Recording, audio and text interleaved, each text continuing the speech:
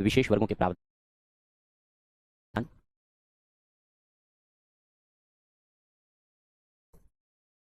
राजभाषा भी पढ़ लेंगे, ऑफिशियल लैंग्वेज भी पढ़ेंगे, एवं अन्य प्रावधान। तो छोटी छोटी सी बातें, उन सारी बातों को हम लोग यहाँ पर चर्चा करेंगे। तो सबसे पहले विशेष वर्गों के विषय में प्रावधान।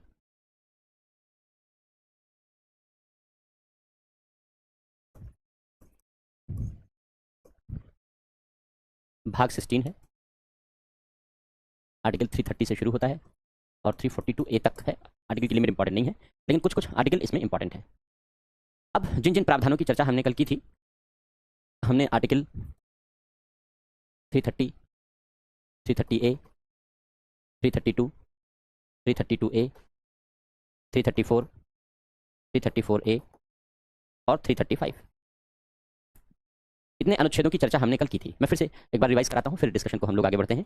जो आर्टिकल 330 है वो लोकसभा में अनुसूचित जातियों के लिए रिजर्वेशन है, आरक्षण है कि लोकसभा में अनुसूचित जातियों, अनुसूचित जनजातियों दोनों के लिए, एससी और एसटी, लोकसभा में एससी और एसटी के लिए रिजर्वेशन होगा, सीटें आरक्षित होंगी। कितनी सीटें आरक्षित होंगी?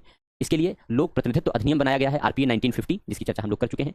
आरपीए 1950 में यह बताया गया है कि कौन कौन सी सीट इसके लिए आरक्षित होगी, कौन सी सीट अनुसूचित जाति के लिए, कौन सी सीट अनुसूचित जनजाति के लिए। जो सीट अनुसूचित जाति के लिए आरक्षित होगी वहां से केवल अनुसूचित जाति का ही प्रत्याशी चुनाव लड़ सकता है, वोट सब देंगे लेकिन प्रत्याशी केवल अनुसूचित जाति का ही होगा। जो सीटें अनुसूचित जनजाति के लिए आरक्षित होंगी वहां से केवल अनुसूचित जनजाति का प्रत्याशी ही चुनाव लड़ सकता है, वोट सभी देंगे। तो इस तरीके से सीटों का आरक्षण है। इसी तरीके से आर्टिकल 332 में स्टेट लेजिस्लेटिव असेंबली यानी विधानसभा के लिए, एससी और एसटी के लिए रिजर्वेशन दिया गया है। कितनी कहां कहां सीटें कैसे रिजर्व होंगी, इन सब रिजर्वेशन के विषय में कानून बनाया गया है। लोक प्रतिनिधित्व अधिनियम 1950, इनके बारे में वर्णन किया गया है। किन राज्यों से कितनी सीटें आती हैं, कहां से कितनी सीटें रिजर्व हैं, वो भी आपको एक बार देखना चाहिए, एक बार एक निगाह अवश्य दौड़ानी चाहिए, देखनी चाहिए कि कहां कहां कैसी कितनी सीटें दी गई हैं और कितनी रिजर्व हैं। तो ये टेबल आपकी बुक में दी गई होगी, और अन्यथा ये टेबल में शेयर भी कर दूंगा, मुझे याद रहेगा, मैं ध्यान रखूंगा, ये टेबल में शेयर कर दूंगा। और आर्टिकल 330A और 332A, ये दोनों अनुच्छेद ये जोड़े गए हैं। ये जोड़े गए हैं किसके माध्यम से? 106 कॉन्स्टिट्यूशनल अमेंडमेंट 2023 के माध्यम से जोड़े गए हैं। ये लोकसभा में महिलाओं के लिए 1/3 रिजर्वेशन की बात करते हैं, महिलाओं के लिए 1/3 सीटों के आरक्षण की बात करते हैं। सब कल बता चुके हैं, आज केवल रिवाइज करा रहे हैं क्योंकि इसी के आगे हम लोग चर्चा करेंगे। और जो 332A है, इसमें विधानसभा में भी यही बात कही गई है कि महिलाओं के लिए 1/3 रिजर्वेशन होगा, आरक्षण होगा। अब ये जो 334 है, ये है आरक्षण की समयावधि, टेन्योर ऑफ रिजर्वेशन, आरक्षण की समयावधि। इस आरक्षण की समयावधि में हर बार बदलाव होता है 10 साल बाद, और हमने बताया था कि मूल संविधान में यह 10 वर्ष के लिए था, लेकिन हर बार बदल जाता है संविधान संशोधन करके 10 साल के बाद। वर्तमान संविधान में ये 80 वर्ष के लिए हो गया है, और ये जो 80 वर्ष का समय लिखा गया है, ये 104वें संविधान संशोधन 2019 द्वारा लिखा गया है। 104वें संविधान संशोधन 2019 द्वारा ये प्रावधान कर दिया गया। इसका मतलब है 2030 के लिए, 2030 तक के लिए रिजर्वेशन हो चुके हैं। जो 334A है, ये भी 106वें संविधान संशोधन 106 कॉन्स्टिट्यूशनल अमेंडमेंट के माध्यम से जोड़ा गया है। ये महिलाओं के लिए आरक्षण की समयावधि है, महिलाओं हेतु आरक्षण की समयावधि है। और महिलाओं के लिए ये आरक्षण की समयावधि कब है? ये 15 वर्ष है, ये 15 साल के लिए रिजर्वेशन होगा। इस 15 साल के बाद संसद बढ़ा सकती है, संसद द्वारा विधि द्वारा, केवल कानून बनाकर विधि द्वारा वृद्धि की जा सकती है, विधि द्वारा इसे बढ़ाया जा सकता है। लेकिन अब इस 15 वर्ष से पहले, इस 15 वर्ष से पहले प्रश्न ये है कि ये कब से लागू होगा। तो लागू होने के बारे में ये प्रावधान कर दिया गया कि जो 26 के बाद, 2026 के बाद जो जनगणना होगी और परिसीमन होगा, 2026 के बाद जो जनगणना के आंकड़े आएंगे, तो उसके आधार पर जो परिसीमन होगा, उसी के आधार पर रिजर्वेशन दिया जाएगा। आर्टिकल 335 हमने पढ़ा था, हमने बताया था आर्टिकल 335 ये सरकारी नौकरियों में आरक्षण की बात करता है, सरकारी नौकरियों में एससी एसटी को आरक्षण। लेकिन आरक्षण कैसे दिया जाएगा? बेसिकली आरक्षण शब्द का प्रयोग नहीं है, मैंने आपको कल लिखाया था कि अनुसूचित जातियों जनजातियों के दावों का, क्लेम का ध्यान रखा जाएगा। तो उसका नतीजा यही है कि रिजर्वेशन दिया जाता है। इस रिजर्वेशन देने में प्रशासनिक दक्षता का ध्यान रखा जाएगा हमेशा, ये बात महत्वपूर्ण है कि प्रशासनिक दक्षता का ध्यान रखते हुए रिजर्वेशन दिया जाएगा। लेकिन यह भी बात लिखी गई है कि इनके लिए, अनुसूचित जातियों जनजातियों के लिए जो अर्हक अंक हैं, क्वालिफाइंग मार्क्स हैं, वो घटाए जा सकते हैं, क्वालिफाइंग मार्क्स घटाए जा सकते हैं। और अगर कहीं चयन का कोई मानदंड, स्टैंडर्ड तय किया गया है, तो उस स्टैंडर्ड को, उस मानदंड को भी कम किया जा सकता है। तो ये प्रावधान किए गए हैं। इतनी कल चर्चा हम लोगों ने कर ली थी। हमने बताया था कि अब इसके बाद अनुसूचित जातियों जनजातियों इन सब के लिए आयोग के प्रावधान किए गए हैं। यहीं से हमारी चर्चा होनी शेष थी, तो उस चर्चा को हम लोग अब आगे शुरू करते हैं। आज अनुसूचित जातियों के लिए एक अलग आयोग है, उसे राष्ट्रीय अनुसूचित जाति आयोग कहते हैं। अनुसूचित जनजातियों के लिए अलग आयोग है, उसे राष्ट्रीय अनुसूचित जनजाति आयोग कहते हैं। पिछड़े वर्गों के लिए एक अलग आयोग है, उसे राष्ट्रीय पिछड़ा वर्ग आयोग कहते हैं। हालांकि कॉन्स्टिट्यूशन में इन सब आयोगों का कोई वर्णन शुरू में नहीं था, प्रारंभ में नहीं था। बाद में संविधान संशोधनों के माध्यम से ये सारे आयोग जोड़े गए हैं, बनाए गए हैं।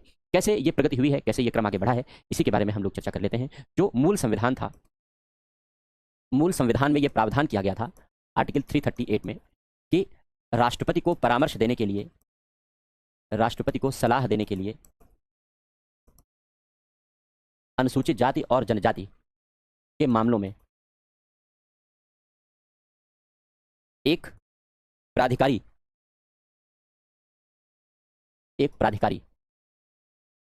अथॉरिटी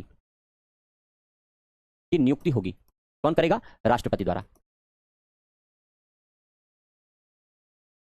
ओरिजिनल कॉन्स्टिट्यूशन में यह कहा गया था कि अनुसूचित जातियों जनजातियों के मामले में राष्ट्रपति को निर्णय लेने के लिए, सलाह देने के लिए एक अथॉरिटी, एक प्राधिकारी की नियुक्ति की जाएगी, यानी एक अधिकारी अपॉइंट किया जाएगा और वो अधिकारी राष्ट्रपति को अनुसूचित जातियों जनजातियों के मामले में सलाह देगा।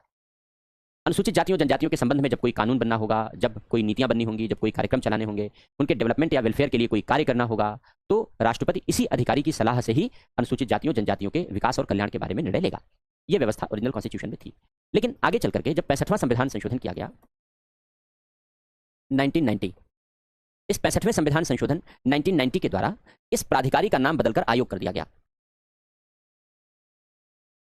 प्राधिकारी को चेंज कर दिया गया, प्राधिकारी को बदल दिया गया और इसे राष्ट्रीय अनुसूचित जाति एवं जनजाति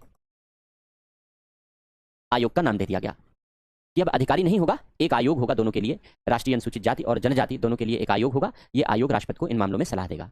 लेकिन आगे चल करके 89th कॉन्स्टिट्यूशनल अमेंडमेंट 2003 पारित किया गया और इस संविधान संशोधन के माध्यम से अनुसूचित जाति और अनुसूचित जनजाति के लिए पृथक पृथक आयोग बना दिया गया। इसके पहले एक ही आयोग था, अनुसूचित जाति और अनुसूचित जनजाति के लिए एक ही कमीशन था, जो 65th कॉन्स्टिट्यूशनल अमेंडमेंट के माध्यम से बनाया गया था। लेकिन 89th कॉन्स्टिट्यूशनल अमेंडमेंट 2003 के माध्यम से इस आयोग को दो भागों में बांट दिया गया, अनुसूचित जातियों के लिए अलग आयोग और अनुसूचित जनजातियों के लिए अलग आयोग। तो ये अलग अलग आयोगों की रचना कर दी गई 89th कॉन्स्टिट्यूशनल अमेंडमेंट 2003 के माध्यम से। अब कैसे इन आयोगों की रचना होती है, कैसे गठन होता है, कैसे ये कार्य करते हैं, इसी के बारे में हम लोग चर्चा करेंगे। तो अब इसमें 89th कॉन्स्टिट्यूशनल अमेंडमेंट के माध्यम से एक आर्टिकल जोड़ा गया, यानी अब इसका परिणाम ये हुआ कि आर्टिकल 338 में राष्ट्रीय अनुसूचित जाति आयोग का प्रावधान कर दिया गया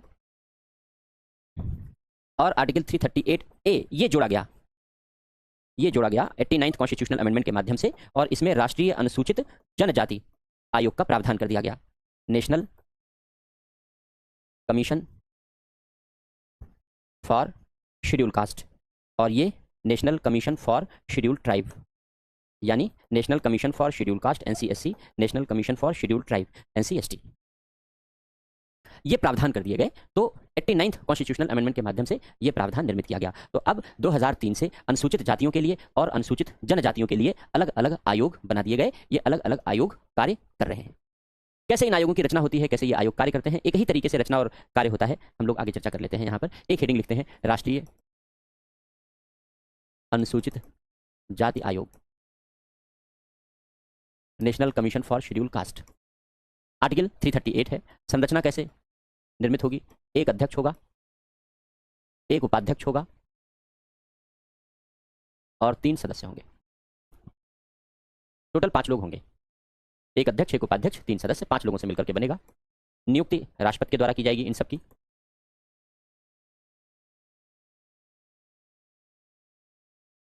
कार्यकाल 3 वर्ष का होगा। पदमुक्ति राष्ट्रपति द्वारा, इन्हें पद से हटाया जा सकता है। शक्तियां इनके पास सिविल न्यायालय की भांति होंगी। सिविल न्यायालय की भांति शक्तियां होंगी, इसका अर्थ क्या हुआ? सिविल न्यायालय की भांति शक्तियां होंगी, इसका अर्थ यह हुआ कि इनको किसी दस्तावेज को सम्मन करने का अधिकार होगा, बुलाने का अधिकार होगा, मंगाने का अधिकार होगा। किसी व्यक्ति को सम्मन करने का अधिकार होगा, बुलाने का अधिकार होगा। व्यक्ति मतलब कोई भी अधिकारी आदि बुला करके जांच पड़ताल कर सकती हैं, छानबीन कर सकती हैं, एविडेंस ले सकती हैं। एविडेंस की जांच कर सकती हैं, ये इन सबको सिविल न्यायालय की शक्तियां कहते हैं। तो ये सारे पावर, शपथ पर कोई बात लेना कि भाई जो कह रहे हो मेरे सामने सही कह रहे हो, तो शपथ लेकर के कहो, तो एफिडेविट कहते हैं। अगर एफिडेविट लेकर के कहते हैं और अगर शपथ पत्र में कही गई बात झूठ निकलती है तो उस व्यक्ति को सजा देने का, जेल भेजने का प्रावधान है। तो ये सारी शक्तियां सिविल न्यायालय की शक्तियां कहलाती हैं। इन आयोग को सिविल न्यायालय की सारी शक्तियां मिली होती हैं। कार्य क्या होता है? ये बेसिकली अनुसूचित जातियों जनजातियों के संबंध में भिन्न भिन्न प्रकार के कार्यों का संपादन करते हैं, जिससे कि अनुसूचित जातियों जनजातियों की दशाओं को देश में बेहतर बनाया जा सके। संविधान, कानून आदि में अनुसूचित जातियों के विषय में जो प्रावधान लिखे गए हैं उनकी जांच करती हैं, उनको कैसे लागू किया जा रहा है इसकी जांच करते हैं, और अगर कोई संशोधन की आवश्यकता है तो इसके बारे में बताते हैं। अनुसूचित जातियों के लिए जो नीतियां चलाई गई हैं, जो नीतियां बनाई गई हैं, कार्यक्रम, योजनाएं, कार्यक्रम चलाई जा रही हैं, उन सबकी जांच पड़ताल करते हैं और कैसे उनको बेहतर बनाया जाए सुझाव देते हैं, और कैसे और बेहतर नीतियां बनाई जा सकती हैं इसके बारे में सुझाव देते हैं। सरकारें अगर अनुसूचित जातियों के लिए कोई नीतियां बनाती हैं, कोई कार्यक्रम बनाती हैं, तो सरकारों को ये अनुसूचित जातियों के लिए बेहतर नीतियां या बनाने या योजनाएं चलाने के लिए सुझाव देते हैं। अनुसूचित जातियों से शिकायतें प्राप्त करते हैं। अगर कोई भी सार्वजनिक पदाधिकारी या कोई भी ऐसा है जो अनुसूचित जातियों के अगेंस्ट कार्य करता है, तो अनुसूचित जातियों के हितों की रक्षा करना इनकी जिम्मेदारी है, इसलिए ये शिकायतें प्राप्त करते हैं, उन शिकायतों की सुनवाई करते हैं और कार्यवाही की सिफारिश करते हैं। इसके अलावा राष्ट्रपति अगर इन्हें कोई विषय सौंपे तो इस विषय पर राष्ट्रपति को परामर्श देते हैं। एक तरीके से कहें तो ये परामर्शी संस्थाएं हैं, सिफारिशी संस्थाएं हैं। ये पीड़ितों को राहत नहीं दे सकते और दोषियों को दंडित नहीं कर सकते, लेकिन पीड़ितों को राहत न देने और दोषियों को दंडित न करने के बावजूद भी इनके पास विशेष अधिकार हैं, इनके पास विशेष शक्तियां हैं, क्योंकि संवैधानिक आयोग है। संवैधानिक आयोग होने के नाते एक अलग दर्जा होता है कि भाई संविधान शक्तियां देता है, संवैधानिक दर्जा है, तो संवैधानिक दर्जा होने के नाते एक अलग दर्जा मिला होता है। इसलिए अनुसूचित जातियों की दशाओं को बेहतर बनाने में ये अपनी बेहतर भूमिका निभा सकते हैं, निभाते रहे हैं। लेकिन कोई क्रांतिकारी परिवर्तन कर पाने में ये सफल नहीं रहे। उसका एक रीजन तो ये है कि पीड़ितों को ये कोई राहत नहीं दे सकते, दोषियों को ये कोई दंड नहीं दे सकते। दूसरी बात, अगर ये किसी मामले की जांच पड़ताल करते हैं तो जांच पड़ताल करने के बाद अधिकारियों को निर्देश देते हैं, सरकार को निर्देश देते हैं कि भाई एक्शन लो, इस पर कार्रवाई करो। अब अगर मान लो सरकारें जिद्दी किस्म की हैं, अधिकारी जिद्दी किस्म का है, तो वो टालमटोल कर सकता है कार्रवाई करने में कि हाँ ठीक है कर देंगे, अभी अभी हम भी अपने स्तर से जांच कर रहे हैं, जांच करके तब हम कार्रवाई करेंगे। तो ऐसी दशा में इनकी सिफारिशों का फिर कोई विशेष महत्व नहीं रह जाता, टालमटोल हो जाता है, लोगों की समस्याएं, लोगों की चिंताएं वहीं यथावत बनी रहती हैं। इसलिए अगर इस दृष्टिकोण से अगर इनका परीक्षण किया जाए तो ये बहुत प्रभावशाली सिद्ध नहीं हुए हैं। इस दृष्टिकोण से अगर हम परीक्षण करें तो मैं आपको एक इसका एग्जाम्पल दूंगा। राष्ट्रीय अनुसूचित जाति आयोग के अध्यक्ष थे पूनिया, पीएल पूनिया। पीएल पूनिया पहले यूपी के चीफ सेक्रेटरी भी रह चुके हैं। खूब कमाया था इन्होंने, अंधाधुंध पैसा कमाया था, लेकिन अब अकूत कमाई थी तो उस कमाई को बचाना भी था, नहीं तो आगे कहीं भी कोई जांच करवा सकता था। नतीजा ये हुआ कि राजनीति में आ गए रिटायर होने के बाद। बस राजनीति में आने के बाद सब एक जैसे हैं, तो कौन किसके खिलाफ कार्रवाई करेगा। तो अलग अलग दलों में रहे हैं, कोई एक दल में नहीं रहे, दल बदलते रहे हैं। तो पीएल पूनिया राष्ट्रीय अनुसूचित जाति आयोग के अध्यक्ष थे, एक समय की बात है। उड़ीसा से एक शिकायत आई कि भाई उड़ीसा के मंदिर में प्रवेश करने पर अनुसूचित जातियों के साथ भेदभाव किया जा रहा है। अनुसूचित जाति आयोग को शिकायत आई, अनुसूचित जाति तुरंत, राष्ट्रीय अनुसूचित जाति आयोग तुरंत एक्टिव हुआ। पीएल पूनिया उड़ीसा के दौरे पर गए, वहाँ पहुंचे दल बल के साथ।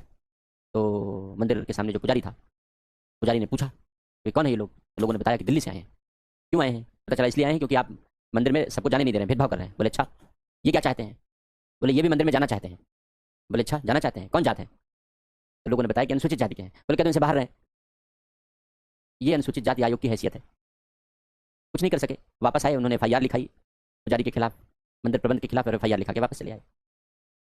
तो ऐसे आयोग का क्या कार्य? और पुलिस ने एफआईआर लिख ली, पुलिस ने भी इनको ससम्मान दिल्ली विदा कर दिया कि भाई ठीक है जाओ, दिल्ली चले जाओ आप, क्योंकि आप आए तो भाई संवैधानिक पद पर बैठा हुआ व्यक्ति आया था, तो एक कॉन्स्टिट्यूशनल प्रोटोकॉल है, वो कॉन्स्टिट्यूशनल प्रोटोकॉल निभाया गया। इसके बाद इन्हें वापस भेज दिया गया। स्वाभाविक सी बात है कि जो एफआईआर लिखी गई उस एफआईआर पर कोई बहुत कठोर एक्शन तो लिया नहीं गया उसके बाद, क्योंकि लोकल पुलिस है, लोकल लोगों से अपना मिली रहती है, दबंगों के साथ मिलकर काम करती है। पुलिस कहाँ कमजोर वर्गों के साथ खड़ी होती है जल्दी। अभी देखो मुखर्जी नगर में एक बच्चे का मर्डर हो गया और 10 दिनों से वो बच्चा लापता था। आईएएस मेन दे रहा था, 20 तारीख से उसका मेन एग्जाम था, राजस्थान का रहने वाला है। पढ़ा होगा आप लोगों ने इन्फॉर्मेशन, आप लोगों ने न्यूज़ पढ़ी होगी। पुलिस को जब खबर मिली तो उसकी डेड बॉडी को एक पेड़ से लटकाया गया था, तो पुलिस ने जाते ही कह दिया कि ये सुसाइड है, जबकि उसके चेहरे को आग से जला दिया गया था, उसके शरीर के कई हिस्सों को आग से जलाया गया था। तो कोई व्यक्ति अपने ही चेहरे को आग से कैसे जला लेगा? सोचने वाली बात है। दूसरी बात, अगर फांसी है तो फांसी लगने पर आदमी ऊपर टंगा होगा ना, जमीन पर पैर थोड़ी लटके होंगे, उसके जमीन तो पैर से मुड़े हुए थे। यानी जिसने फांसी पर लटकाया उसने जल्दीबाजी में इन सब बातों पर ध्यान नहीं दिया। और पुलिस ने भी आते ही कह दिया अपनी जिम्मेदारी से बचने के लिए कि कौन एफआईआर दर्ज करेगा, कौन जांच पड़ताल करेगा, कह दो सुसाइड है। और पुलिस ने भी सुसाइड कह करके और पल्ला झाड़ लिया। ये तो जब उसकी फोटो 1-2 दिनों के बाद लिंक्डइन और सोशल मीडिया पर शेयर हुई, तो जब फोटो सोशल मीडिया पर शेयर हुई तब लोगों ने पुलिस पर दबाव बनाया, बच्चे इकट्ठे हो गए, यहाँ जो रहने वाले बच्चे हैं वो आंदोलन करने लगे, इकट्ठे हो गए पुलिस के खिलाफ। ये कौन सी बात है? साफ साफ नजर आ रहा है, एक जो बिल्कुल अनपढ़ होगा, जो बिल्कुल तमीज नहीं होगी, जिसको किसी चीज़ की कोई जानकारी नहीं होगी, वो देख के कह देगा मर्डर है, साफ साफ। कोई आदमी अपना चेहरा जला लेगा आग से? और घुटनों से पैर मुड़ा हुआ है जमीन तक और सुसाइड में लटक जाएगा, ऐसा कौन सा सुसाइड कर लेगा आदमी? अजीबोगरीब। तो इतना घटिया पुलिसिंग सिस्टम है, इतने असंवेदनशील पुलिस वाले हैं इस देश के, इतना इनसेंसिटिव मैटर है। तो ये हालत है देश की पुलिस की। तो ऐसी दशा में स्वाभाविक सी बात है कि जब मैटर आया तो पुलिस वालों ने अपना लीपापोती कर दी। राष्ट्रीय अनुसूचित जाति आयोग भी जाकर के अपनी खानापूर्ति करके चला आया। लेकिन प्रश्न ये है कि क्या अनुसूचित जातियों को वहां मंदिर में प्रवेश करने को मिला? प्रश्न तो वही का वही रह गया, उसका समाधान तो मिला ही नहीं। सब कुछ हो गया, संवैधानिक आयोग वहां परिक्रमा करके चला आया, पुलिस ने एफआईआर भी लिख ली, सब हो गया। लेकिन सवाल ये है कि समाधान क्या मिला? तो हमें ऐसा आयोग नहीं चाहिए जिसमें समाधान न मिले। हमें समाधान वाला आयोग चाहिए। इसलिए राष्ट्रीय अनुसूचित जाति आयोग के बारे में कहा जाता है कि या तो इसको सुधारा जाए, लेकिन सुधारने में फिर शक्तियों के टकराव का भय उत्पन्न होता है। फिर दूसरा विकल्प ये दिया जाता है कि एक राष्ट्रीय मानवाधिकार आयोग है, हम लोग आगे पढ़ेंगे क्योंकि अभी हम लोग कॉन्स्टिट्यूशनल बॉडी पढ़ रहे हैं। राष्ट्रीय मानवाधिकार आयोग कॉन्स्टिट्यूशनल बॉडी नहीं है, संवैधानिक संस्था नहीं है, आगे बताएंगे, आपको पढ़ाएंगे, लिखाएंगे। लेकिन राष्ट्रीय मानवाधिकार आयोग इससे बहुत ज़्यादा इफेक्टिव है, बहुत ज़्यादा प्रभावशाली है। तो राष्ट्रीय मानवाधिकार आयोग जिनके खिलाफ है वो भी सिफारिशी संस्था, लेकिन जिनके खिलाफ कार्यवाही की सिफारिश करता है उन पर एक्शन लेना सरकार की मजबूरी हो जाती है, वरना फिर सरकार की ईंट से ईंट बजा देता है राष्ट्रीय मानवाधिकार आयोग। उसका परिणाम यह है कि आज तक कई पुलिस वाले सुसाइड कर चुके हैं क्योंकि राष्ट्रीय मानवाधिकार आयोग ने जांच की, उन्हें पता चला कि अब तो हम फंस जाएंगे, सुसाइड कर लिया उन्होंने। कई पुलिस वालों की नौकरी जा चुकी है क्योंकि गड़बड़ियां की थी उन्होंने, राष्ट्रीय मानवाधिकार आयोग की सिफारिश पर नौकरी ली जा चुकी है। बहुत सारे पुलिस वाले ऐसे हैं जो जेल में बंद हैं, सजा काट रहे हैं, वो राष्ट्रीय मानवाधिकार आयोग की पहल पर है। तो एनएचआरसी हमारे यहाँ, नेशनल ह्यूमन राइट्स कमीशन हमारे यहाँ बड़ा इफेक्टिव ऑर्गेनाइजेशन साबित हुआ है। कैसे और क्यों, इसको हम आगे चर्चा करेंगे, तो बताएंगे, अभी इतना समझ लो।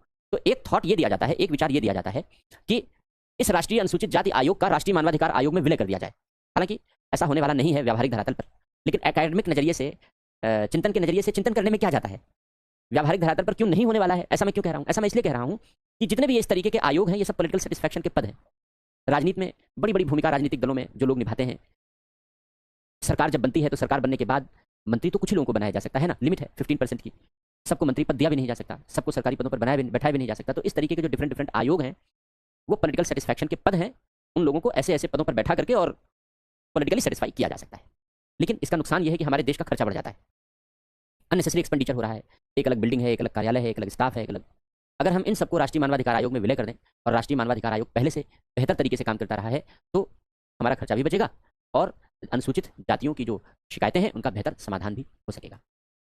तो विलय का प्रस्ताव दिया जाता है या विलय की सिफारिश की जाती है, लेकिन हमने पहले ही बताया जमीनी हकीकत यह है कि होने वाला नहीं है, बिल्कुल होने वाला नहीं है, कभी नहीं होगा। क्योंकि जो सरकार राष्ट्रीय अनुसूचित जाति आयोग का विलय मानवाधिकार आयोग में करेगी, विपक्ष तुरंत उसको नकारात्मक तरीके से भुनाएगा कि देखो सरकार अनुसूचित जातियों के हितों पर प्रहार कर रही है, अगली बार इसको वोट बिल्कुल मत करना। नतीजा ये है कि वो सरकार वापस आने की संभावना क्षीण हो जाएगी। इसलिए कोई सरकार अपने पैर पर कुल्हाड़ी नहीं मारना चाहेगी। इसलिए कोई भी सरकार ऐसे सुधार देश में नहीं करती जो देश के लिए वास्तव में बहुत जरूरी है। क्यों? क्योंकि हमारे यहाँ, मैंने पहले ही आपको बताया, भारतीय राजनीति की जब विशेषताएं मैंने आपको लिखाई तो मैंने आपको विशेषताओं में लिखाया कि राजनीति राष्ट्रीय हित के बजाय स्वार्थ के आधार पर चिंतन करती है, स्वार्थ के आधार पर सोचती है। भारतीय राजनीति की विशेषता यही है आज। इसलिए बहुत सारे ऐसे मेजर रिफॉर्म हैं, बड़े सुधार हैं जो आज भी पेंडिंग हैं, हो नहीं पाए हैं। उसका रीजन यही है। तो चलो लिखो, पहले कार्य लिखो, फिर समीक्षा लिखवाता हूं। लिखो कार्य, लिखो नंबर 1, अनुसूचित जातियों से संबंधित, अनुसूचित जातियों से संबंधित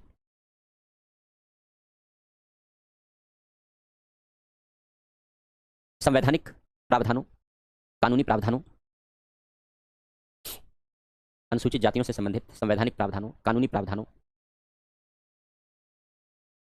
के अंतर्गत दिए गए संरक्षण को, दिए गए संरक्षणों का अध्ययन करना, दिए गए संरक्षणों का अध्ययन करना और उनमें परिवर्तन की सिफारिश करना,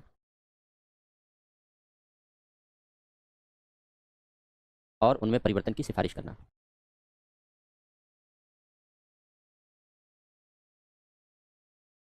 अगला पॉइंट लिखना, अनुसूचित जातियों के लिए बनाई गई नीतियों, अनुसूचित जातियों के लिए बनाई गई नीतियों, योजनाओं, कार्यक्रमों आदि का परीक्षण करना, आदि का परीक्षण करना और सुधार के लिए उपायों की सिफारिश करना, और सुधार के लिए उपायों की सिफारिश करना। अगला पॉइंट, अनुसूचित जातियों के विकास एवं कल्याण के लिए, अनुसूचित जातियों के विकास एवं कल्याण के लिए उठाए जाने वाले कदमों के लिए सिफारिश करना, उठाए जाने वाले कदमों के लिए सिफारिश करना। अगला पॉइंट, अनुसूचित जातियों से संबंधित, अनुसूचित जातियों से संबंधित शिकायतों को प्राप्त करना, अनुसूचित जातियों से संबंधित शिकायतों को प्राप्त करना और उनकी सुनवाई कर और उनकी जांच कर, कहते हैं प्राप्त करना और उनकी जांच कर कार्रवाई की सिफारिश करना, कार्रवाई की सिफारिश करना। अगला पॉइंट, अनुसूचित जातियों के कल्याण के लिए, अनुसूचित जातियों के कल्याण के लिए राष्ट्रपति द्वारा सौंपे गए विषयों पर, राष्ट्रपति द्वारा सौंपे गए विषयों पर सिफारिश करना। अब लिखो समीक्षा, समीक्षा।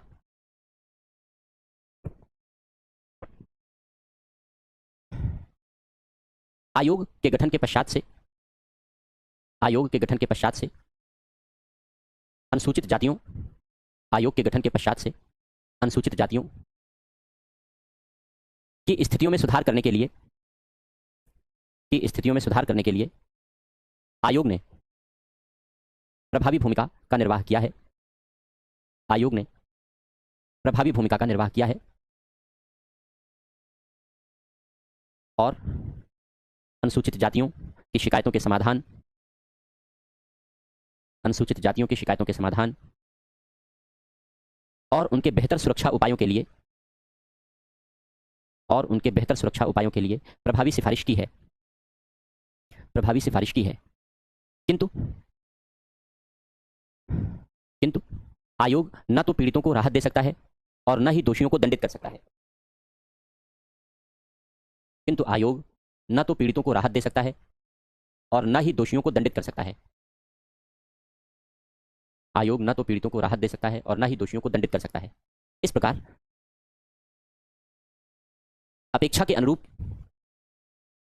अधिक प्रभावी भूमिका निभा पाने में, अपेक्षा के अनुरूप अधिक प्रभावी भूमिका निभा पाने में सफल नहीं हो सका है, सफल नहीं हो सका है। इसके लिए, इसके लिए आयोग में सुधार या इसके मानवाधिकार आयोग में विलय, या इसके मानवाधिकार आयोग में विलय की सिफारिश की जाती रही है, मानवाधिकार आयोग में विलय की सिफारिश की जाती रही है। अब हेडिंग लिखो, राष्ट्रीय अनुसूचित जाति आयोग के, राष्ट्रीय अनुसूचित जाति आयोग के मानवाधिकार आयोग, राष्ट्रीय मानवाधिकार आयोग, राष्ट्रीय अनुसूचित जाति आयोग के राष्ट्रीय मानवाधिकार आयोग में विलय के पक्ष में तर्क, राष्ट्रीय मानवाधिकार आयोग के विलय के पक्ष में तर्क, विलय के पक्ष में तर्क लिखो। राष्ट्रीय मानवाधिकार आयोग सिफारिशी होने के बावजूद भी, राष्ट्रीय मानवाधिकार आयोग सिफारिशी होने के बावजूद भी अधिक प्रभावी संस्था रहा है, अधिक प्रभावी संस्था रहा है। प्रायः सरकारें, प्रायः सरकारें आयोग की सिफारिश को, प्रायः सरकारें आयोग की सिफारिश को अस्वीकार करने की स्थिति में नहीं होती, प्रायः सरकारें आयोग की सिफारिश को अस्वीकार करने की स्थिति में नहीं होती।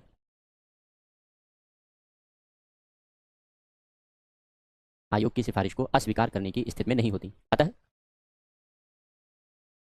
नहीं, अतः मत लिखिए। साथ ही राष्ट्रीय अनुसूचित जाति आयोग का अध्यक्ष, राष्ट्रीय अनुसूचित जाति आयोग का अध्यक्ष राष्ट्रीय मानवाधिकार आयोग की बैठकों में भाग लेता है, राष्ट्रीय मानवाधिकार आयोग की बैठकों में भाग लेता है, पदेन सदस्य होता है उसका, ब्रैकेट में लिख लो, पदेन सदस्य के रूप में, पदेन सदस्य के रूप में भाग लेता है। दूसरी ओर अनुसूचित जातियों की शिकायतें, अनुसूचित जातियों की शिकायतें मूलतः मानवाधिकारों के उल्लंघन से ही संबंधित होती हैं, मानवाधिकारों के उल्लंघन से ही संबंधित होती हैं। इसलिए यह विलय, इसलिए यह विलय अनुसूचित जातियों की समस्याओं के, यह विलय अनुसूचित जातियों की समस्याओं के बेहतर समाधान का विकल्प देगा, बेहतर समाधान का विकल्प देगा।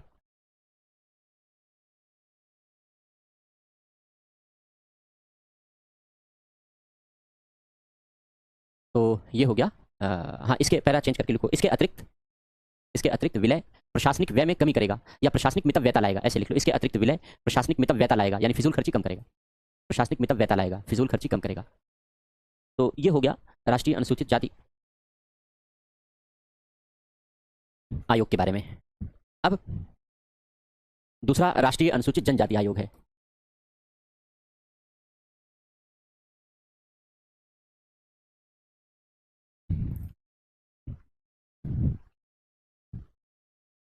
राष्ट्रीय अनुसूचित जनजाति आयोग है, national commission for scheduled tribe. ये बिल्कुल वैसा ही है जैसे हम लोगों ने अभी पढ़ा, सब कुछ वैसा, ऐसी ही संरचना है, सब कुछ ऐसा, ऐसी ही शक्तियां हैं, ऐसा ही कार्य है। बस जहां जहां अनुसूचित जाति लिखा है वहां वहां अनुसूचित जाति लिख देना है बस। बाकी कोई दूसरा डिफरेंस है ही नहीं, कोई दूसरा अंतर है ही नहीं, सेम है सब कुछ, कोई अंतर नहीं है। बस आर्टिकल अलग हो गया, ये 338A हो गया, वो हम लोगों ने अभी लिख लिया था, पढ़ लिया था। NCSC, national commission for schedule cast, यही तरीके से सब कुछ होगा। अब इसके बाद एक और आयोग बनाया गया, वो है राष्ट्रीय पिछड़ा वर्ग आयोग, नेशनल कमीशन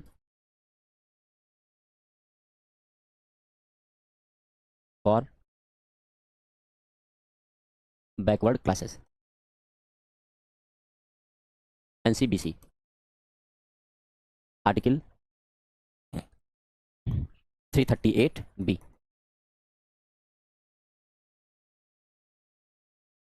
अनुच्छेद 338B में जोड़ा गया, इसको जोड़ा गया 100, ये कहां से आ गया,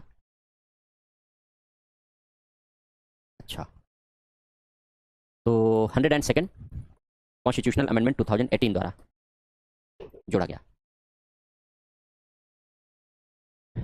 102वें संविधान संशोधन, 102nd नंबर का कॉन्स्टिट्यूशनल अमेंडमेंट किया गया और इसके माध्यम से राष्ट्रीय पिछड़ा वर्ग आयोग जोड़ दिया गया। इसकी भी संरचना, कार्य, सब कुछ वैसा है जैसा अभी पढ़ लिया है, कोई अंतर नहीं है। जहां अनुसूचित जाति है वहां पिछड़ा वर्ग हो जाएगा, सब कुछ वैसा है, संरचना, नियुक्ति, पदमुक्ति, शक्तियां, सब कुछ वैसा है। लेकिन अब इसमें एक अंतर यह है कि जो राष्ट्रीय पिछड़ा वर्ग आयोग है ये पहले से चला आ रहा था, 1993 से चला आ रहा था। 2018 में इसे संवैधानिक दर्जा दिया गया। तो पहले ये एक सांविधिक आयोग था, अब संवैधानिक दर्जा दे दिया गया। तो इसके क्या प्रभाव आए हैं ये लिख लो, तो हेडिंग लिखो, हेडिंग लिखो यहाँ पर, पिछड़ा वर्ग आयोग को, राष्ट्रीय पिछड़ा वर्ग आयोग को, राष्ट्रीय पिछड़ा वर्ग आयोग को संवैधानिक दर्जा देने का प्रभाव, संवैधानिक दर्जा देने का प्रभाव लिखो। राष्ट्रीय पिछड़ा वर्ग आयोग का गठन सर्वप्रथम, राष्ट्रीय पिछड़ा वर्ग आयोग का गठन सर्वप्रथम संसद के अधिनियम के द्वारा, संसद के कानून के द्वारा या संसद के अधिनियम के द्वारा 1993 में किया गया। संसद के अधिनियम के द्वारा 1993 में किया गया, 1993 में किया गया, 1993 में किया गया। इस प्रकार यह एक सांविधिक आयोग था।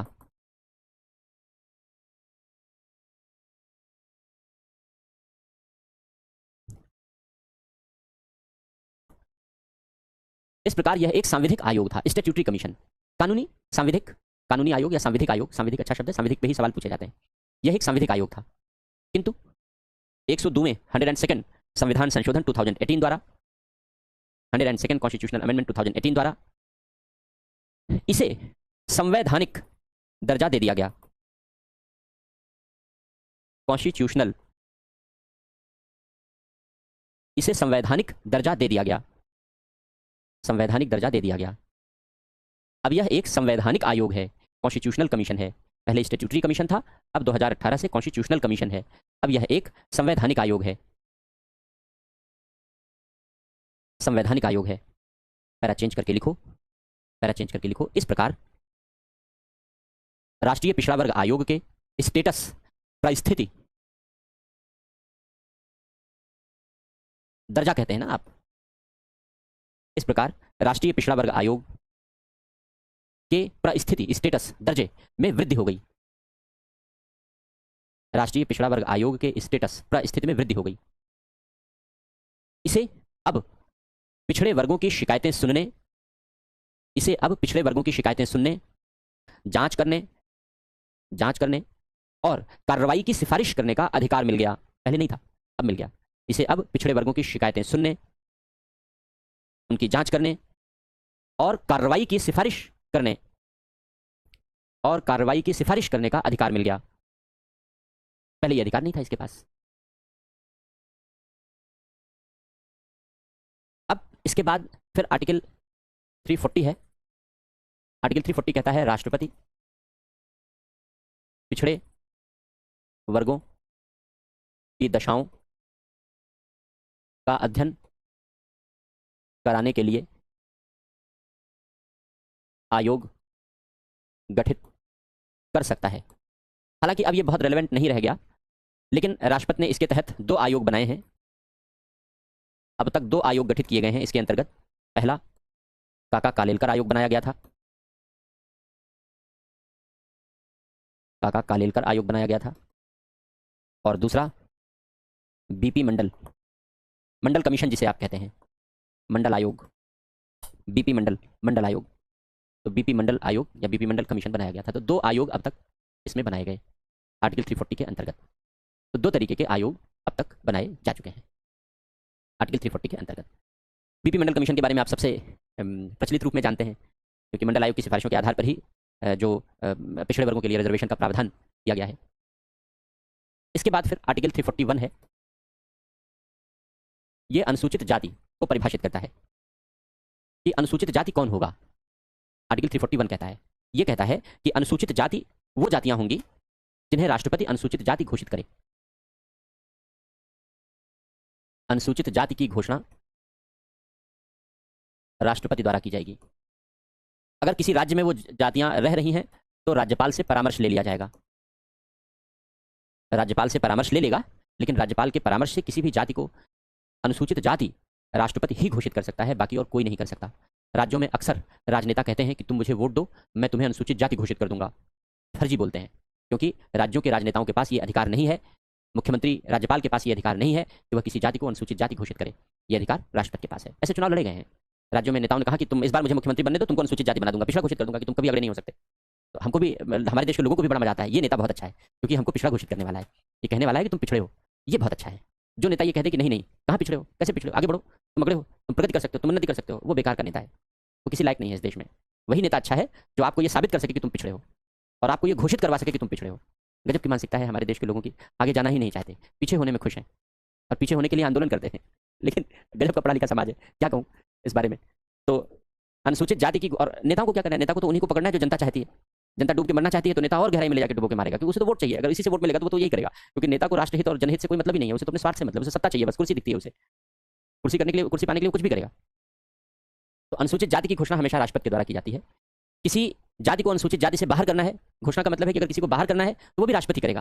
हालांकि कोई बाहर नहीं जा सकता, क्योंकि जिस अनुसूचित जाति को राष्ट्रपति बाहर करने के लिए निर्णय लेगा, जाहिर सी बात है कि राष्ट्रपति मंत्रिपरिषद की भी राय लेता है, अपनी मर्जी से कोई काम करता नहीं है, तो वो सरकार तो आने वाली नहीं। तो एक बार जो चला गया वापस आने की गुंजाइश यहाँ खत्म है, जबकि ऐसा नहीं है। ये कॉलम, ये प्रावधान इसीलिए बनाया गया कि जब किसी जाति विशेष के जीवन में आधुनिक लक्षण और प्रगतिशील लक्षण आ जाएंगे, वो तरक्की कर जाएंगे, तो उनको इस अनुसूची से बाहर कर दिया जाएगा। तो किस अनुसूची में रखा जाएगा, ये अनुसूची कौन तैयार करेगा? ये अनुसूची संसद तैयार करती है। अनुसूचित जाति को अनुसूची में शामिल करना घोषणा राष्ट्रपति करेगा, अनुसूची में शामिल ये संसद करेगी। फ्री के लिए छोटी छोटी चीजें हैं, बारीक सी चीजें हैं, ध्यान रखना है कि अनुसूचित जाति की घोषणा राष्ट्रपति करेगा, किसी को जाति से बाहर राष्ट्रपति करेगा, कर नहीं सकता क्योंकि हंगामा मच जाएगा। फिलहाल किया जा सकता है। किसी जाति को जिसे अनुसूचित जाति घोषित किया गया है उसे अनुसूची में, शेड्यूल में शामिल करना संसद का काम है, शेड्यूल से बाहर निकालना संसद का काम है। इसी तरीके से आर्टिकल 342 है, यह अनुसूचित जनजाति के बारे में बताता है उपर्युक्त की भांति। जैसे हमने ऊपर लिखा है वैसे ही है कि अनुसूचित जनजाति की घोषणा राष्ट्रपति करेगा, राज्यपाल से राय लेकर के करेगा। किसी भी अनुसूचित जनजाति को जिसे राष्ट्रपति ने अनुसूचित जनजाति घोषित कर दिया है उसे अनुसूची में शामिल करने का काम संसद करेगी, या अनुसूची से बाहर निकालना है तो संसद करेगी। तो किसी भी जनजाति को, किसी भी जाति को अनुसूचित जनजाति घोषित किया जा सकता है, राष्ट्रपति ऐसा कर सकता है। आर्टिकल 342A ये जोड़ा गया 102वें संविधान संशोधन 2018 द्वारा। ये कहता है पिछड़ा वर्ग। पिछड़े वर्ग का मतलब है सामाजिक एवं शैक्षणिक रूप से पिछड़ा वर्ग।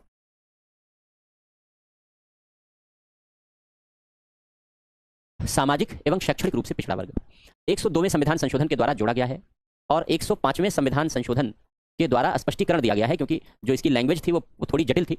उसमें समझ में ये नहीं आ रहा था कि राज्यों के राज्यपाल के पास पावर है अलग से कि नहीं है, समझ में नहीं आ रहा था। तो नतीजा ये हुआ, न्यायालय में मुकदमेबाजी शुरू हो गई। तो फिर संसद ने यह तय किया कि संविधान संशोधन करके इस बात का स्पष्टीकरण कर देते हैं। तो फिर दो संविधान संशोधन इससे जुड़े हुए हैं, आर्टिकल 342 ए से जुड़े हुए हैं, जो सामाजिक एवं शैक्षणिक रूप से पिछड़े वर्ग से रिलेटेड है। जो SEBC, सोशली एंड एजुकेशनली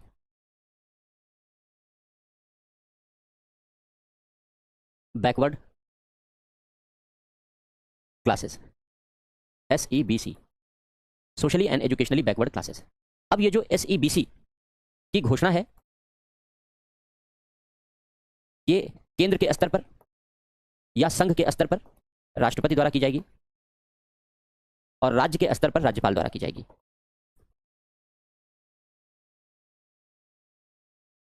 इसका मतलब यह है कि अनुसूचित जातियों जनजातियों की एक ही लिस्ट होगी पूरे देश में, लेकिन पिछड़े वर्गों की अलग अलग लिस्ट हो सकती है। पिछड़े वर्गों की अलग अलग लिस्ट हो सकती है। पिछड़े वर्गों की केंद्र की लिस्ट अलग हो सकती है, केंद्र की लिस्ट अलग हो सकती है, और पिछड़े वर्गों की राज्यों की लिस्ट अलग हो सकती है। राज्यों की लिस्ट अलग हो सकती है। केंद्र में यह घोषणा राष्ट्रपति करेगा और राज्यों में यह घोषणा राज्यपाल करेगा। और इसी तरीके से केंद्र के संबंध में संसद इसके लिए कानून बनाएगी और राज्य के संबंध में राज्य विधानमंडल कानून बनाएगा, अगर कानून बनाने की आवश्यकता है तो सोशली एजुकेशनली बैकवर्ड क्लासेस को राज्यों के द्वारा अलग से डिक्लेयर किया जा सकता है। कोई जाति एक राज्य में बैकवर्ड हो सकती है, दूसरे राज्य में बैकवर्ड नहीं हो सकती है, क्योंकि एक राज्य घोषित कर सकता है, दूसरा राज्य नहीं घोषित कर सकता है, ऐसा हो सकता है। तो इस तरीके से बैकवर्ड क्लासेस की लिस्ट अलग अलग हो सकती है। अनुसूचित जातियों जनजातियों की लिस्ट एक ही होती है पूरे देश में। हालांकि ऐसा भी किया जा सकता है कि किसी एक जनजाति को एक राज्य में अनुसूचित जनजाति माना जाए और दूसरे राज्य में उसे अनुसूचित जनजाति न माना जाए, ऐसा भी हो सकता है। लेकिन यह कार्य राष्ट्रपति ही करेगा, राज्यपाल नहीं कर सकता। कोई एक जनजाति है, एक राज्य में उसको अनुसूचित जनजाति का दर्जा दे दिया गया, दूसरे राज्य में उसे अनुसूचित जनजाति का दर्जा नहीं दिया जाएगा, ऐसा किया जा सकता है। दूसरे राज्य में अनुसूचित जनजाति का दर्जा नहीं दिया जाएगा, ऐसा किया जा सकता है, लेकिन यह राष्ट्रपति ही करेगा, राज्य का राज्यपाल नहीं कर सकता। तो अनुसूचित जातियों जनजातियों के बारे में भी ऐसा हो सकता है जैसा पिछड़े वर्गों के बारे में है, लेकिन अंतर इतना है कि यहाँ राज्य खुद निर्णय लेता है पिछड़े वर्गों के विषय में, और अनुसूचित जातियों जनजातियों के विषय में यह निर्णय अकेला राष्ट्रपति करता है। ठीक है, तो ये पिछड़े वर्गों के विषय में प्रावधान हो गया। अब इसके बाद फिर ऑफिशियल लैंग्वेज, राजभाषा।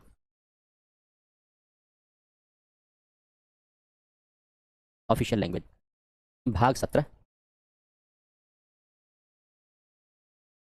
अनुच्छेद 343 से 351 आर्टिकल की लिमिट इंपॉर्टेंट नहीं है, और 8वीं अनुसूची।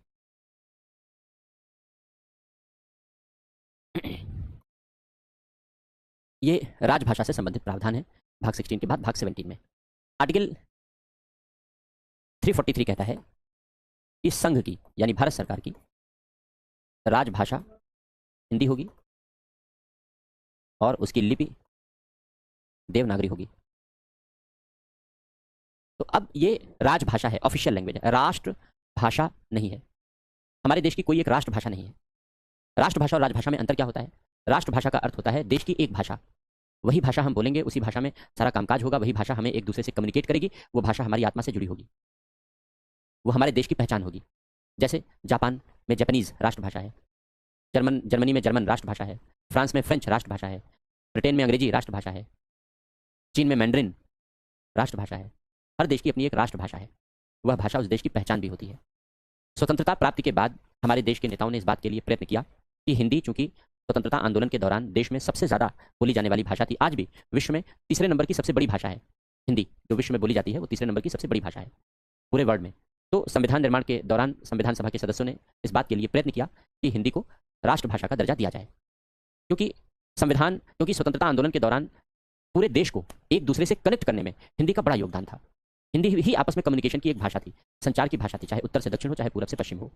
लेकिन दुर्भाग्य की बात यह थी कि स्वतंत्रता मिलने के बाद हमारे राजनेताओं में राजनीतिक स्वार्थ शुरुआत से ही प्रबल हो गया, और इस राजनीतिक स्वार्थवश अपनी अपनी भाषा को लेकर के वे स्वार्थी किस्म के आधार पर, संकीर्णता के आधार पर राजनीति करने लगे, और हिंदी का विरोध शुरू हो गया कि कुछ भी कर लें, हिंदी को राष्ट्रभाषा बनने नहीं देना है। तो भाई हिंदी राष्ट्रभाषा नहीं बनी। फिर यह तय किया गया कि चलो कोई बात नहीं, हिंदी राष्ट्रभाषा नहीं बन रही है तो राजभाषा बना देते हैं, सरकारी कामकाज की भाषा बना देते हैं। इस बात को लेकर भी देश में बड़ा विरोध हुआ। इस देश के संकीर्ण, स्वार्थी, संकुचित, कुटिल नेताओं ने यह तय किया कि हम किसी विदेशी भाषा को तो अपना लेंगे, लेकिन अपने ही देश की भाषा को देश की राजभाषा नहीं बनने देंगे। फिलहाल ये इनके प्रकार संविधान सभा में यह तय कर लिया गया कि हिंदी राजभाषा के रूप में स्थापित होगी और हिंदी को राजभाषा बना दिया गया। लेकिन यह केवल और केवल एक औपचारिकता थी, यह केवल और केवल एक खाना पूर्ति थी, यह कुछ संविधान सभा के सदस्यों की आत्मसंतुष्टि का साधन था। हकीकत यह थी कि देश के हर कोने से जो लोभी, संकीर्ण, स्वार्थी, लालची, कुटिल किस्म के राजनेता थे, जो स्वतंत्रता आंदोलनकारी भी थे, राज्यों के मुख्यमंत्री भी बने, वो राज्यों के मंत्री भी बने, लेकिन मैं उन सबको कुटिल, स्वार्थी, नीच, दंभी कहता हूं। मैं उन्हें स्वतंत्रता आंदोलन के नाते, स्वतंत्रता आंदोलन में हिस्सा लेने के नाते बहुत सम्मान के नजरिए से मैं नहीं देखता। क्यों? क्योंकि कुर्सी की लालच थी उनके मन में आज़ादी मिलने के बाद कि आज़ादी मिलेगी, हमें कुर्सी चाहिए। आज़ादी पाना लक्ष्य नहीं था, लक्ष्य कुर्सी पाना था। क्यों? अगर कुर्सी पाना लक्ष्य नहीं होता तो कम से कम एक भाषा के लिए इतना बड़ा संघर्ष नहीं होता। क्योंकि बाकायदा हिंदी का विरोध किया गया, और हिंदी का विरोध इस सीमा तक किया गया कि हिंदी को राष्ट्रभाषा नहीं बनने दिया गया, और हिंदी को राजभाषा बनने में भी चुनौतियों का सामना करना पड़ा। आज हिंदी राजभाषा है, लेकिन केवल कहने के लिए है, केवल औपचारिक रूप में है। 1963 में ये प्रावधान कर दिया गया कि भाई 15 साल तक हिंदी राजभाषा रहेगी, सरकारी कामकाज हिंदी में होगा, लेकिन 15 साल तक नहीं होगा। अब सुनिएगा, इसीलिए मैंने कहा कि आत्मसंतुष्टि का साधन बना केवल 15 साल तक हिंदी में कामकाज नहीं होगा। संविधान लागू होने के बाद 15 साल तक यानी 1965 तक केवल अंग्रेजी में काम होगा, और इस दौरान ये कोशिश की जाएगी कि हिंदी की सर्वव्यापकता सुनिश्चित की जाए और हिंदी को राजभाषा के रूप में स्थापित कर लिया जाए। लेकिन 15 साल पूरे होने से पहले ही 1963 में 1963 में ऑफिशियल लैंग्वेज एक्ट बनाया गया, कार्यालयी गोपनीयता अधिनियम बनाया गया, और कार्यालयी गोपनीयता अधिनियम बना करके अंग्रेजी भाषा का सरकारी प्रयोग जो केवल 15 साल के लिए संविधान में वर्णित था, अनिश्चित काल के लिए अंग्रेजी भाषा के प्रयोग की अनुमति दे दी गई कि अंग्रेजी भाषा का प्रयोग अनिश्चित काल के लिए होता रहेगा। और इस प्रकार एक विदेशी भाषा, एक गुलामी की प्रतीक भाषा को हमने अपनी सरकारी कामकाज की भाषा बना लिया। इस बारे में देश के सारे नेता संतुष्ट थे, सारे छोटे, संकीर्ण, स्वार्थी, लोभी, नीच, कुटिल जितने भी नेता थे राज्यों के, वो सब इस बारे में संतुष्ट थे कि एक विदेशी भाषा को हम अपने देश की सरकारी कामकाज की भाषा बना लें, लेकिन अपने देश के ही एक सर्वमान्य भाषा को हम अपने देश की सरकारी कामकाज की भाषा बनने नहीं दे सकते। ऐसे नेताओं को इन उपाधियों से ज्यादा और किन उपाधियों से नवाजा जा सकता है? इन नेताओं को क्या इससे अच्छी उपाधियों से नवाजा जा सकता है? क्या इन्हें इससे अच्छी उपाधियां दी जा सकती हैं? क्या नहीं दी जा सकती। इससे बुरी उपाधियां अगर दी जा सकती हैं तो वो भी दी जानी चाहिए। क्यों? क्योंकि गुलामी की प्रतीक भाषा को, विदेशी भाषा को स्वीकार कर लेना तो स्वीकार था, लेकिन अपने ही देश की एक भाषा को राष्ट्रभाषा और राजभाषा बनने देना स्वीकार नहीं था। यह कैसी आजादी थी? ये कौन सी आजादी मिली हमें? क्या ऐसी आजादी के लिए लड़ाई लड़ी थी? ये किस किस्म की आजादी थी? लेकिन अब बात वही है कि स्वार्थ प्रबल है, कुर्सी प्रबल है, कुर्सी मिलनी चाहिए, देश का हित, लोगों का हित होता रहेगा, अपने आप होता रहेगा, कुर्सी मिलना प्राथमिकता है। उस कुर्सी के लिए देश को भाषा के आधार पर बांट सकते हैं, उस कुर्सी के लिए देश को जाति के आधार पर बांट सकते हैं, उस कुर्सी के लिए देश को धर्म के आधार पर बांट सकते हैं। ये इन कुटिल नेताओं की पहचान है, जिसके कारण हिंदी राजभाषा का दर्जा मिला तो, लेकिन वो केवल औपचारिक है, केवल कागजी है, व्यवहार में ऐसा कुछ भी नहीं है। हर साल अभी हिंदी दिवस 14 सितंबर को हिंदी दिवस मनाते हैं, क्योंकि राजेंद्र सिंह थे जो जिनका जन्मदिन था, 50वां जन्मदिन था उनका, उनके नाम पर 14 सितंबर का बड़ा योगदान था हिंदी को राजभाषा बनाने में, साउथ के लोगों से बातचीत करने में। तो उनके नाम पर 14 सितंबर को हिंदी दिवस मनाने की शुरुआत कर दी गई। सरकारों ने आगे चल करके हिंदी सप्ताह, हिंदी पखवाड़ा यानी 15 दिन हिंदी का यूज़, और बड़े बड़े अक्षरों में लिखा जाता है कि यहाँ कामकाज हिंदी में होता है, और अंदर जाइए तो सब कुछ अंग्रेजी में होता है कामकाज, तो केवल बाहर बोर्ड टंगा रहता है, यहाँ कामकाज हिंदी में होता है। तो हिंदी माह, हिंदी सप्ताह और हिंदी पखवाड़े में हिंदी की ऐसी दुर्दशा, शायद यह अकल्पनीय थी और अकल्पनीय है, लेकिन वास्तविकता यही है कि ऐसा है, यही है। तो जो कुछ है ये केवल कागजी है। 343 केवल हमने आपको बता दिया कि ऑफिशियल लैंग्वेज एक्ट 1963 ने कहा कि अंग्रेजी का प्रयोग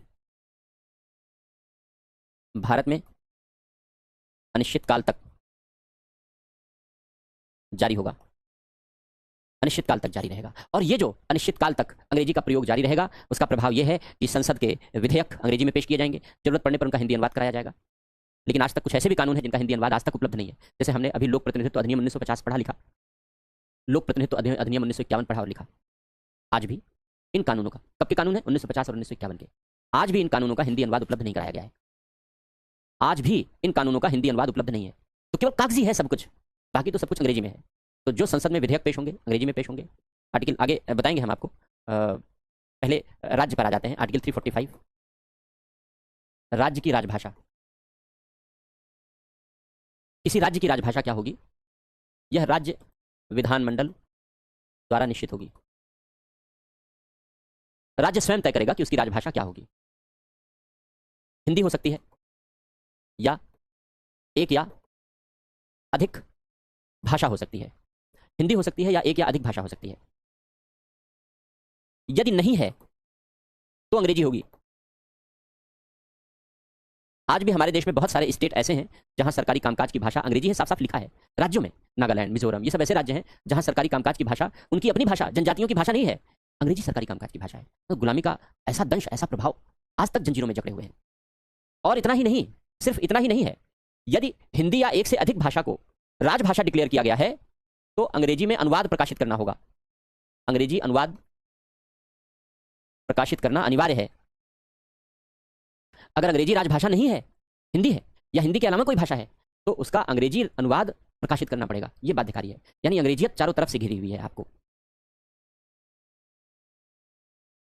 आर्टिकल 348 कहता है उच्चतम न्यायालय की भाषा, राज्यों के उच्च न्यायालय में कामकाज की भाषा, संसद में जो विधेयक पेश किए जाते हैं ये सब अंग्रेजी में होंगे। ये सब अंग्रेजी में होंगे, आर्टिकल 348 कहता है। सुप्रीम कोर्ट में तो एक ऐसा वक्त था कि अब तो ठीक है, थोड़े से जो नए नए जज आए हैं, जैसे वर्तमान जो चीफ जस्टिस हैं, वो इस मामले में बहुत अच्छे हैं, क्योंकि उन्होंने सुप्रीम कोर्ट का जो जजमेंट है उस जजमेंट को वो भारतीय भाषाओं में ट्रांसलेट करवा रहे हैं। उन्होंने इस बात की परमिशन दी है कि ऑथेंटिक अनुवाद कराया जाए। जो जजमेंट है, महत्वपूर्ण जजमेंट है, उनसे शुरुआत हुई है। जो लीडिंग जजमेंट है उनका ट्रांसलेशन जो भारतीय भाषाएं हैं उन भारतीय भाषाओं में कराया जाए। थोड़ा सा सुप्रीम कोर्ट की कार्यवाही में लिबरल भी हैं, आप कुछ और भाषा के शब्द बोल भी सकते हैं, लेकिन मैंने तो सुप्रीम कोर्ट का वह दौर देखा है जिसमें सुप्रीम कोर्ट के जज साफ साफ सुप्रीम कोर्ट में कहते थे, don't say in Hindi, Hindi is not allowed here, से इन इंग्लिश ओनली। और ये सुनी सुनाई बात नहीं है, ये मेरे सामने की बात है, जहां सुप्रीम कोर्ट का चीफ जस्टिस सुप्रीम कोर्ट की बेंच में सुनवाई के दौरान कह रहा है कि सुनवाई के दौरान अगर आप अपनी बात कह रहे हैं, बात कहने के दौरान अगर आप बोलते बोलते एक दो शब्द हिंदी बोल दे रहे हैं तो वो रोक देता था। No no no no no, Hindi is not allowed here, don't say in Hindi, से इन इंग्लिश ओनली। मेरे पैर के नीचे से तो जमीन ही खिसक गई। ऐसी आजादी जहां सुप्रीम कोर्ट का चीफ जस्टिस वकीलों को हिंदी बोलने से मना कर दे रहा है, हिंदी शब्दों का प्रयोग करने से मना कर दे रहा है, से in English only, Hindi is not allowed here. मतलब इतना कह देते कि भाई इंग्लिश में ही सारी बात रखो तब भी समझ में आता है। चीफ जस्टिस ने कहा Hindi is not allowed here, Hindi की परमिशन ही नहीं यहां पर। कैसा देश बनाया हमने, कैसी आजादी पाई हमने। और ये मेरे आंखों के सामने की घटना है, ये मेरे आंखों के सामने की घटना है, ऐसा भी नहीं कि सुनी सुनाई घटना हो। तो आर्टिकल 348 उच्चतम न्यायालय की सारी कार्यवाहियों को अंग्रेजी में कराने की परमिशन देता है। और अब तो मैंने कई सारे यूट्यूब पर मैंने देखे वीडियो देखे, एक वीडियो मैंने देखा कि एक एडवोकेट हिंदी में कुछ बोल रहा था और जो हाईकोर्ट का एक जज है वो साफ साफ कह रहा है, what are you saying, I am unable to understand, say in English, I am unable to understand Hindi.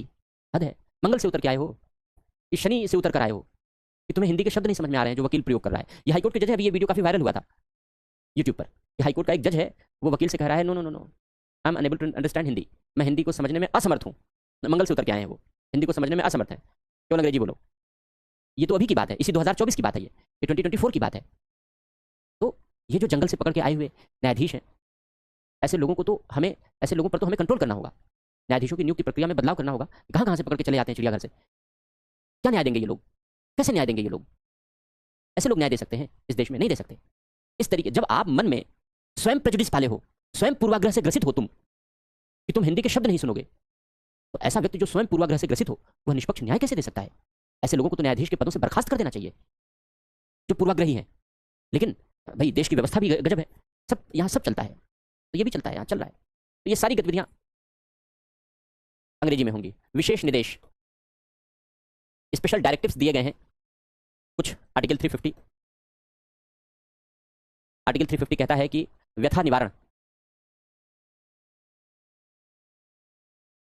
व्यथा निवारण की भाषा, व्यथा निवारण की भाषा, व्यथा मतलब पीड़ा, कष्ट। अगर आपको कोई शिकायत है और आप अपनी शिकायत दूर करने के लिए कोई कंप्लेन लॉज करना चाहते हैं तो आप कंप्लेन किस भाषा में देंगे? आर्टिकल 350 कहता है इसकी कोई भाषा नहीं होती, किसी भी भाषा में दो, राजभाषा में हो या ना हो कोई मतलब नहीं, आपको जो भाषा आती है उसमें लिख के दो। कोई भी अधिकारी किसी कंप्लेन को लेने से इस आधार पर मना नहीं कर सकता कि ये ऑफिशियल लैंग्वेज में नहीं है, ये ऑफिशियल लैंग्वेज में नहीं है, इसलिए इस आधार पर मना नहीं कर सकता, कोई भी अधिकारी मना नहीं कर सकता। तो व्यथा निवारण की भाषा कोई भी होगी। आर्टिकल 350A ये कहता है जो प्राथमिक शिक्षा है, बच्चों को जो प्राथमिक शिक्षा दी जाएगी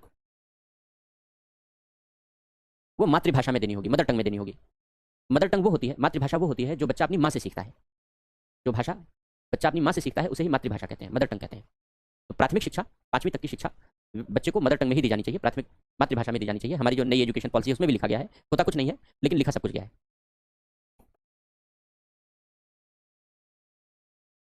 क्योंकि अब तो ज़्यादातर बच्चे हिंदी में पढ़ना ही नहीं चाहते, गार्जियन खुद नहीं पढ़ाना चाहते, सारे बच्चों को इंग्लिश में ही पढ़ाना चाहते हैं कि बच्चा इंग्लिश के ही स्कूल में पढ़ने जाए, बचपन से ही पढ़ने जाए। तो आर्टिकल 351 हिंदी भाषा के विकास हेतु निर्देश,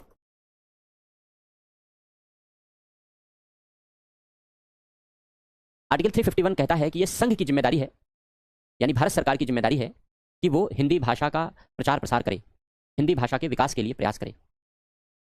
तो हिंदी भाषा का विकास हो, इसके लिए संघ को तेजी से कदम बढ़ाना होगा। इसके लिए संविधान संघ को निर्देश देता है। कैसे विकास करेगा?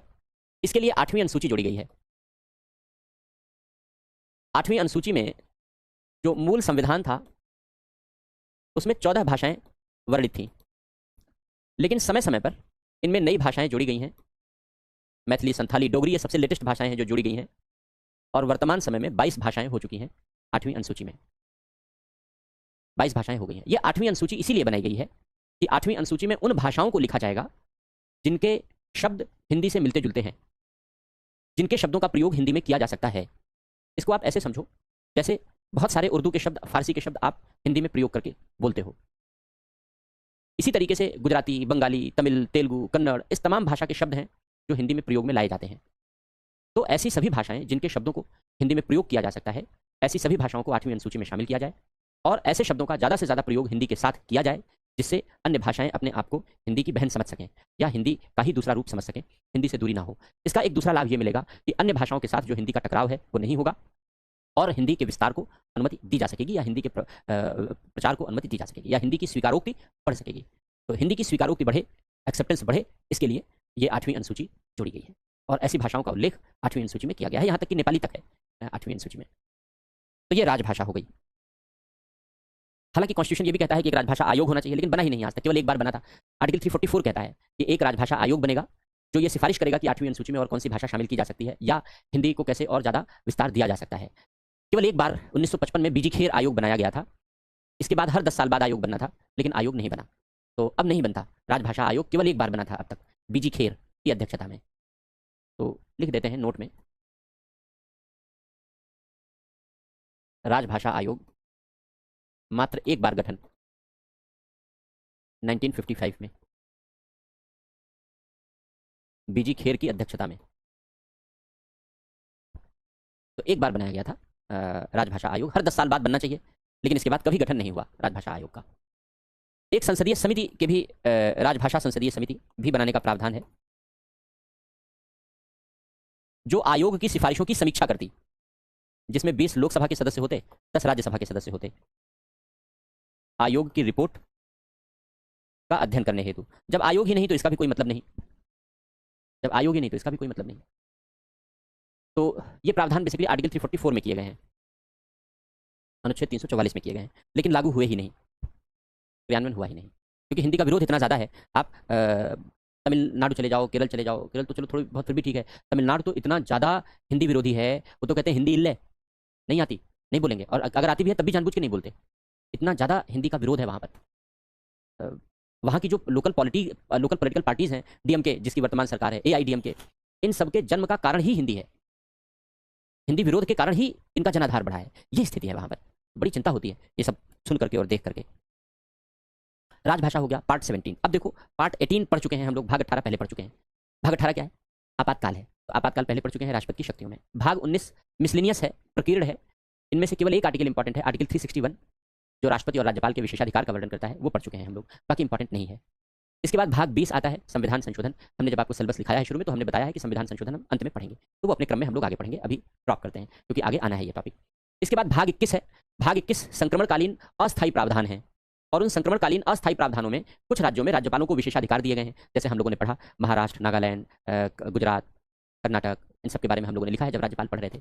आर्टिकल 371, 371A, 371C ये तक। तो ये अस्थायी प्रावधान है, जो इंपॉर्टेंट आर्टिकल है वो हमने वहाँ पर मेंशन कर लिए हैं। ये हो गया भाग 21। और जो अंतिम भाग है कॉन्स्टिट्यूशन का, ओरिजिनल कॉन्स्टिट्यूशन में, वो है भाग 22।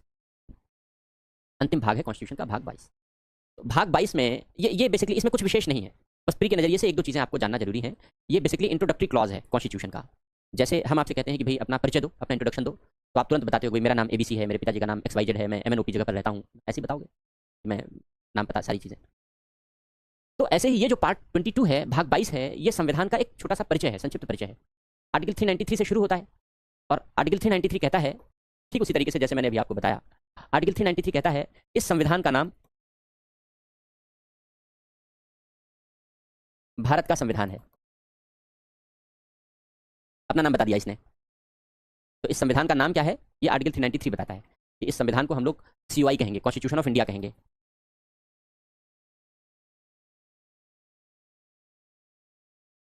अब आर्टिकल 394 ये बताता है कि भाई अगर इस संविधान का नाम भारत का संविधान है तो सवाल ये उठता है कि ये संविधान लागू कब से होगा, ये भी तो जानना चाहिए। तो आर्टिकल 394 कहता है कि संविधान यानी भारत का संविधान कब से लागू होगा, 26 जनवरी 1950 से लागू होगा। अब बेसिकली संविधान तो स्वीकार कर लिया गया था 26 नवंबर 1949 को ही, 26 नवंबर 1949 को ही स्वीकार कर लिया गया था, लेकिन लागू करने की जो तारीख है वो बढ़ा दी गई, 26 जनवरी बढ़ा दी गई। क्यों बढ़ा दी गई? ऐसा इसलिए किया गया क्योंकि लाहौर अधिवेशन में हमने 26 जनवरी को स्वतंत्रता दिवस घोषित किया था भारत ने, और लाहौर अधिवेशन के बाद सुभाष चंद्र बोस और पंडित नेहरू, दो लोगों ने मिल करके, दो लोगों की पहल थी, दो लोगों ने मिल करके 26 जनवरी को आज़ादी दिवस घोषित कर दिया। और लाहौर अधिवेशन के बाद हर साल 26 जनवरी को स्वतंत्रता दिवस मनाने लगे, हर साल मनाते थे 26 जनवरी को स्वतंत्रता दिवस। 1947 में भी, 1947 में भी हम 26 जनवरी को स्वतंत्रता दिवस मना चुके थे, तब आज़ादी नहीं मिली थी, लेकिन 26 जनवरी को स्वतंत्रता दिवस मना चुके थे क्योंकि हर साल ये सेलिब्रेशन होता था। लेकिन आज़ादी मिल गई 15 अगस्त को। जब आज़ादी 15 अगस्त को मिल गई तो हमारा स्वतंत्रता दिवस 15 अगस्त बन गया। लेकिन जो 26 जनवरी की तिथि है वो हमारे स्वतंत्रता आंदोलन की एक यादगार तिथि है कि किस तरीके से सुभाष चंद्र बोस, पंडित नेहरू, इन सब ने मिल करके अंग्रेजों से लड़ते हुए और स्वतंत्रता दिवस मनाने का निर्णय लिया। तो इसलिए संविधान सभा ने यह तय किया कि तब से लेकर के और लगभग 16-17 साल हमने लगातार 26 जनवरी को स्वतंत्रता दिवस मनाया है, तो इसे हम आगे भी यादगार बनाए रखेंगे। यही सुनिश्चित करने के लिए संविधान लागू करने की तारीख 26 जनवरी तय कर दी गई। तो अब संविधान 26 जनवरी 1950 को लागू करने का निर्णय ले लिया गया, इसके पीछे रीजन यही था। लेकिन कुछ प्रावधान तुरंत यानी 26 नवंबर 1949 से लागू हो गए, क्योंकि यह संविधान को स्वीकार करने की तारीख थी। इस तारीख को संविधान स्वीकार किया गया।